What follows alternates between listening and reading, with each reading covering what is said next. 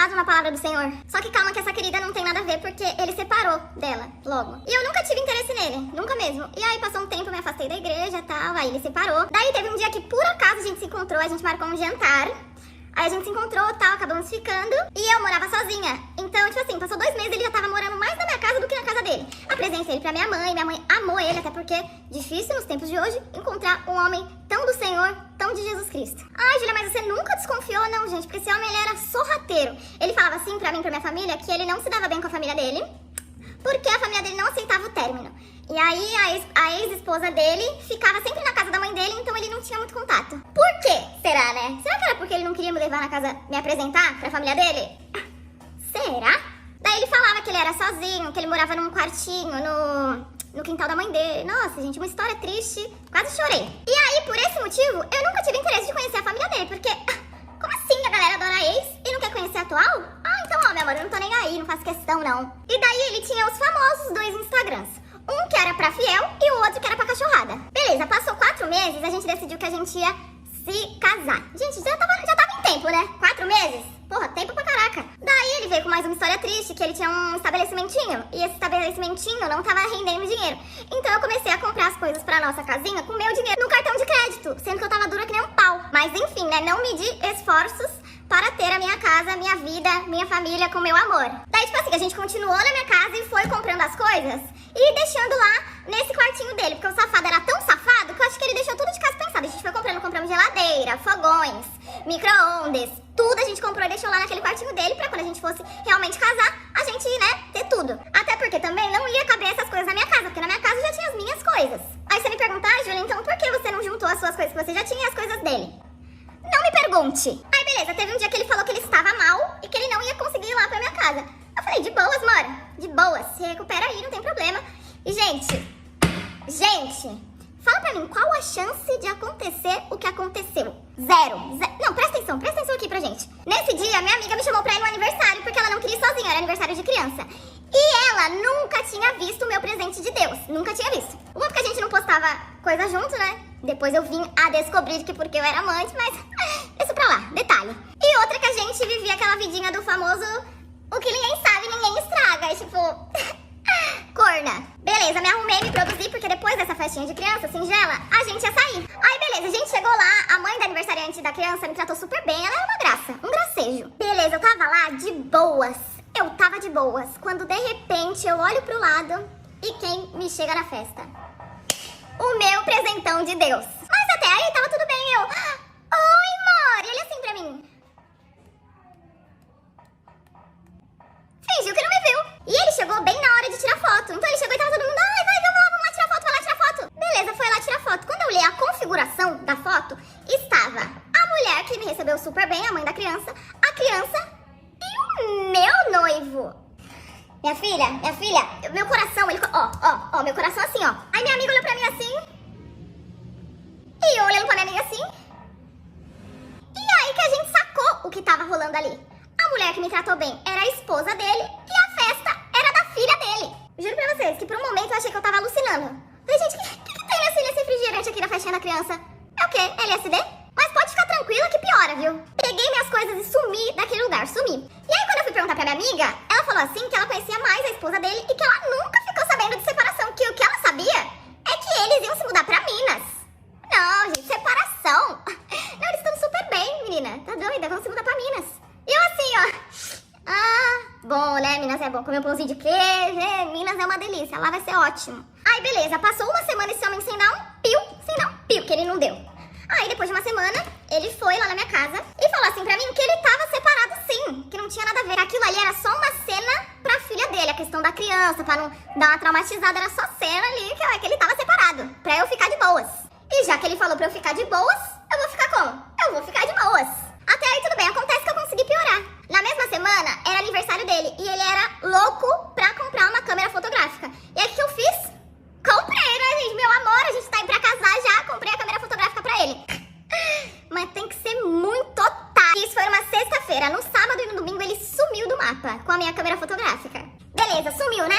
Não sumiu? Cachorro. Fica tranquilo que eu te acho. Fui perguntar pra minha amiga, dar aquela sondada, né, pra ver o que tava acontecendo ali. E ela me falou que a esposa, que ela sabia que a esposa já tinha picado a mula pra Minas. Mas que ela não sabia aquela esperança no peito e falei, beleza, vou descobrir. Gente, pra quê, né? Pra quê? Tipo assim, já tava tudo errado ali, não tinha nada a ver, aí ainda fui atrás. Falei, não, meu amor, não faz isso comigo, gente, a gente tá noivo, a gente vai casar, gente, não tem nada a ver. Quando eu fui averiguar os fatos, o cretino tinha levado tudo que a gente comprou pra nossa casinha, pra nossa casa, nossa vida, e foi-se embora pra Minas.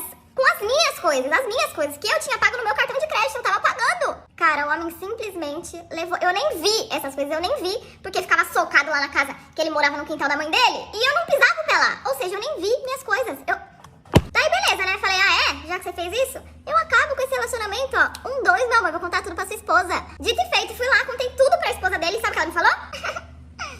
Que ele tinha explicado tudo pra ela, e que tava tudo bem, e depois me deu bloco. Vocês acreditam? Isso me fez até bem no meu interior. Falei, sou otária, mas tem gente que é pior. Não consigo falar com ninguém deles, porque todo mundo me bloqueou, né?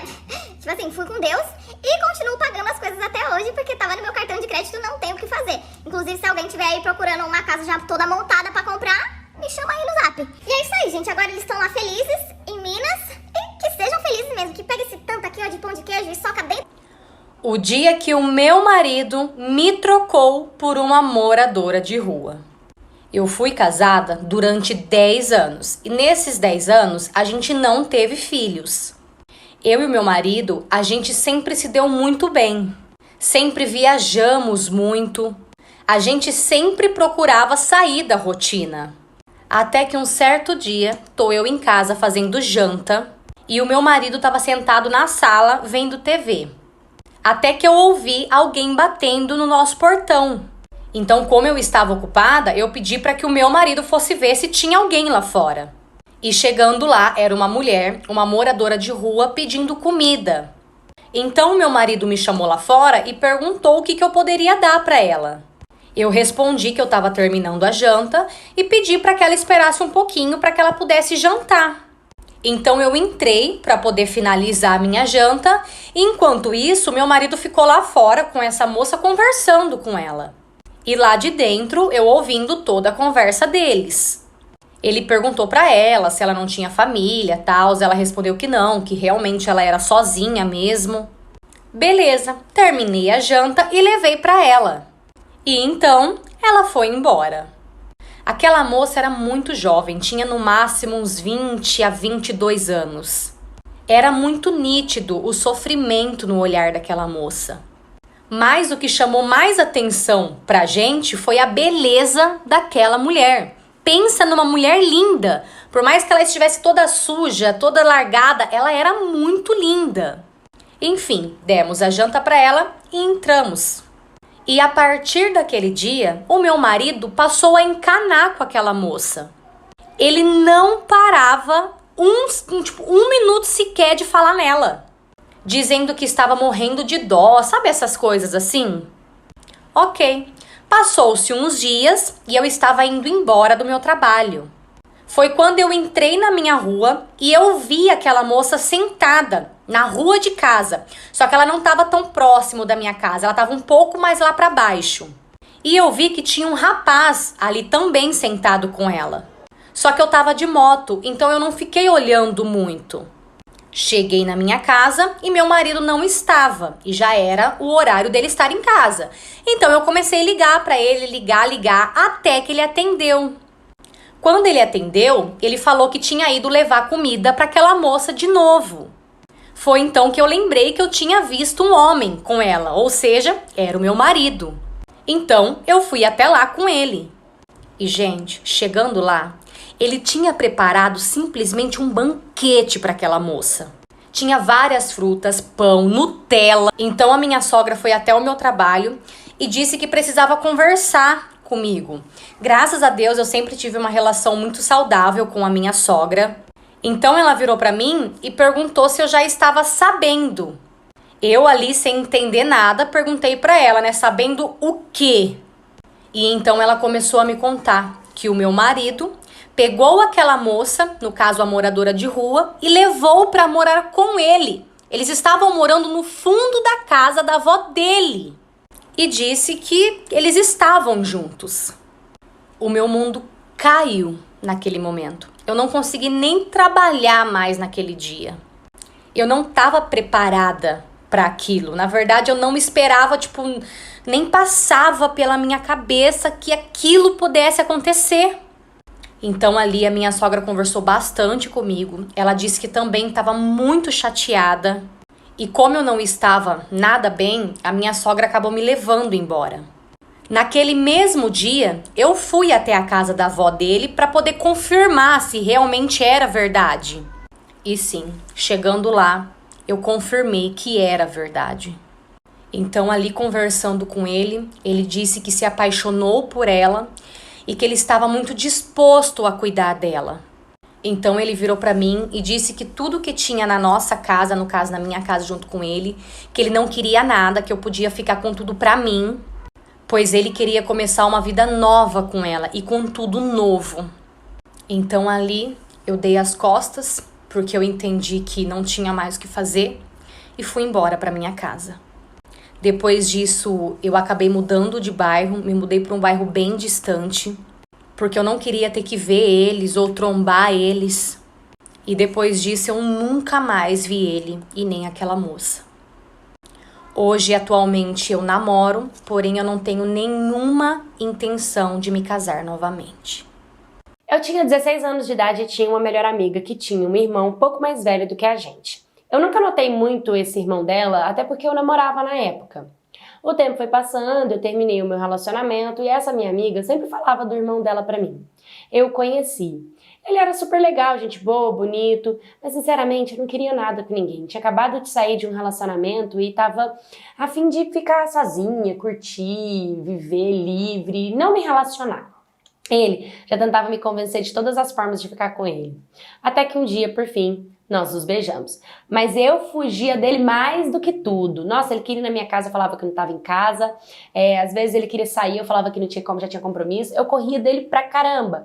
E ele todo querido, apaixonado, protetor, amado. Nossa, ele era super de boa, né? Nós não namorávamos, mas também não ficávamos com outras pessoas. Pelo menos era o que, né, pra mim, era o combinado.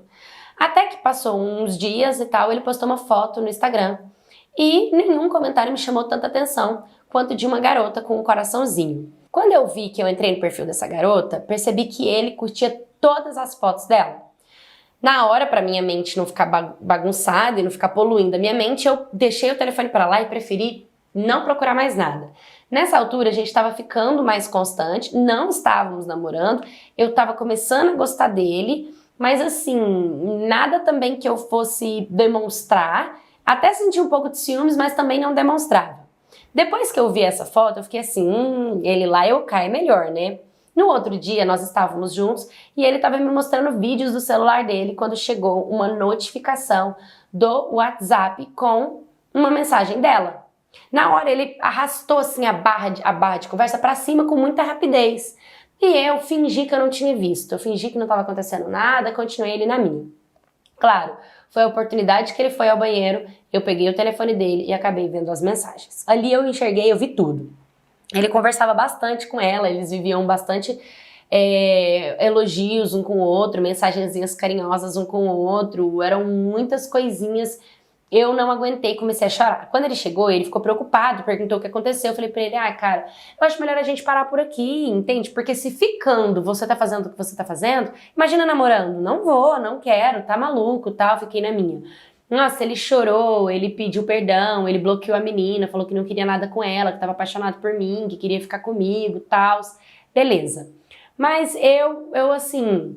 não sei o que sentir sobre isso, porque igual eu disse, eu fugia dele pra caramba, não gostava tanto dele assim, mas tava bom ficar com ele. Mas vocês entendem que o cara tá ali pagando de apaixonado, se declarando, querendo ter um relacionamento, vai lá e tá conversando, na verdade, com uma outra garota. Eu tava na minha razão. Mesmo ele pedindo perdão e bloqueando a garota, a gente ainda não estava no relacionamento. Eu acabei conversando com um outro rapaz. De certa forma, foi um pouquinho pra me vingar, assim, daquele sentimento pesado que, tipo, ai meu Deus, eu sofri como se eu estivesse num relacionamento, eu chorei como se eu estivesse num relacionamento. Não posso ficar com esse sentimento, vou me envolver com outra pessoa pra ter certeza do que eu tava sentindo. Fui lá e fiquei com outro rapaz. Saí, deixei o meu celular no off, desliguei, saí pra almoçar com o rapaz. A gente teve uma tarde incrível, maravilhosa, batemos muito papo. Quando eu liguei o meu telefone, ele tava todo desesperado atrás de mim. No mesmo momento, eu já desfiz desse rapaz que eu tava pra me vingar, porque eu também não queria fazer ninguém sofrer, nem iludir ninguém, eu só tava querendo viver. E esse meu boy acabou vindo, a gente acabou conversando e resolvemos que ia ficar tudo bem.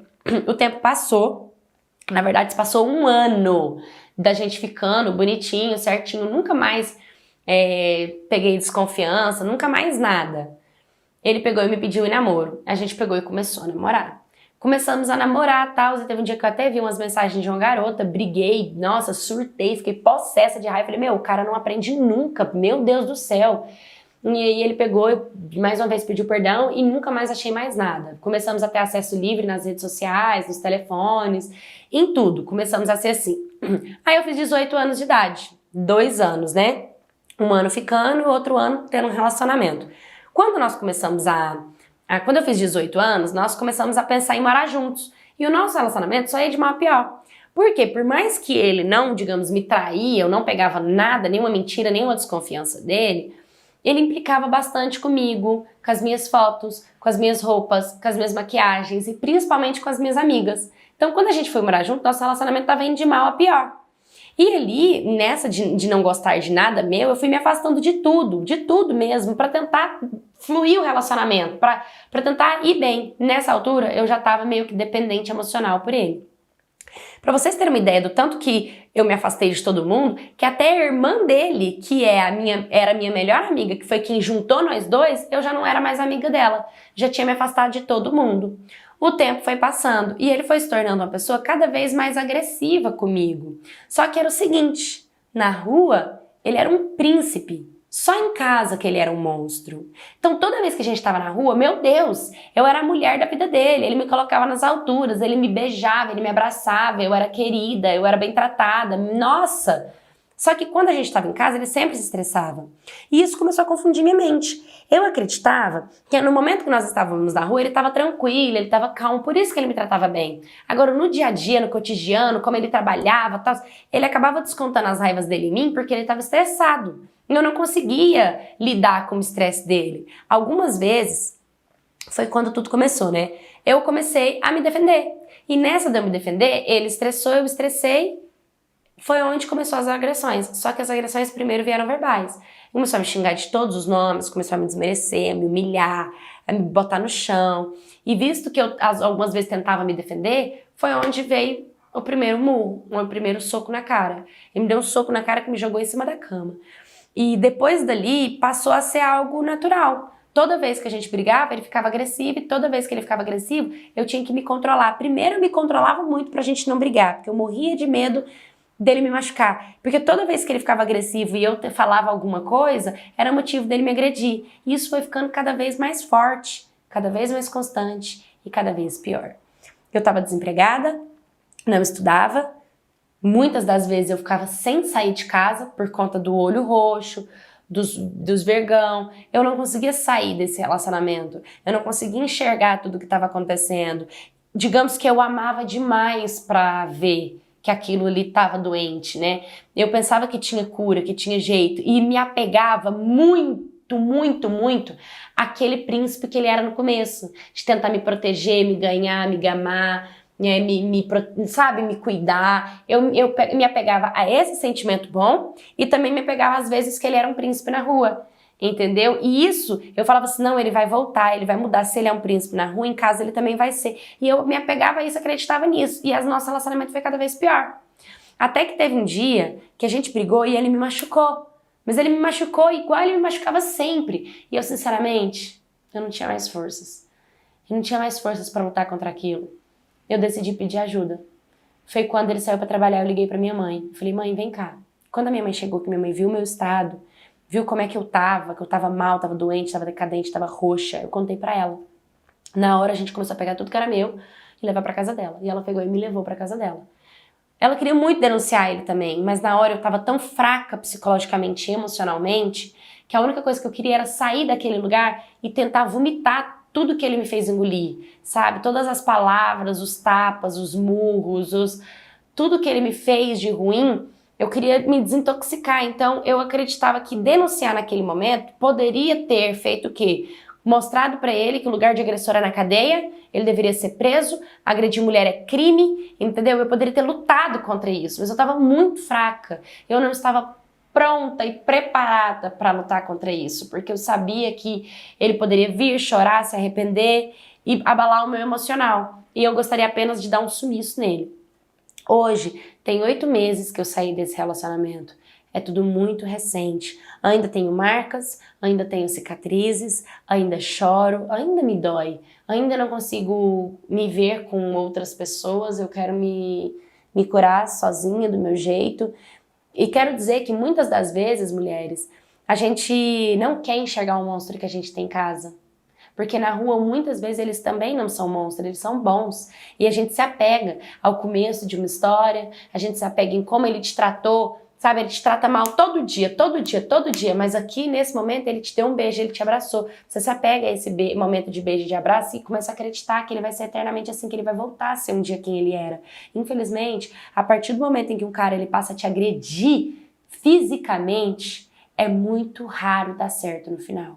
É muito raro ser um final feliz. Eu consegui sair desse relacionamento, foi com muita luta, com muita dificuldade, porque a dependência emocional era muito grande. E eu tive quem me socorresse. Então não se calem, denunciem, peçam ajudas, saiam desse relacionamento, começam a analisar, sabe, o futuro de vocês e não permita que isso aconteça jamais. Meus amores, esse foi o vídeo de hoje, eu espero muito que vocês tenham gostado. Não esqueça de deixar seu like e comentar bastante. E até o próximo vídeo. Fui!